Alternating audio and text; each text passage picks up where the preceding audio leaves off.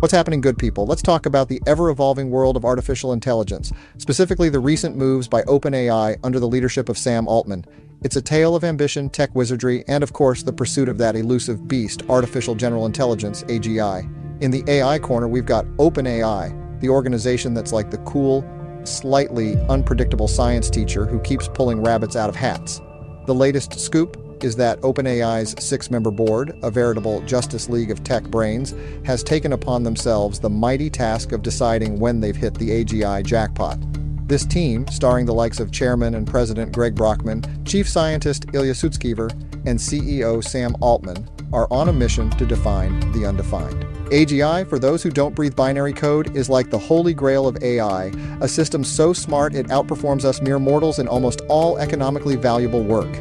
Imagine a robot that can write a bestseller, cook a Michelin star meal, and solve global warming all before breakfast. That's AGI for you, and it's what OpenAI is gunning for.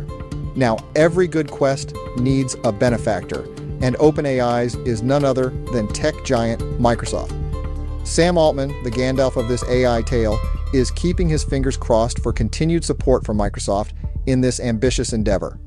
It's a partnership that's less about buying a round of drinks and more about fueling the rocket ship to the next frontier of human possibility. Let's not sugarcoat it. This is big. We're talking about creating a level of intelligence that could redefine work, creativity, and even human existence. It's like teaching a child to play chess, but the child might end up teaching us.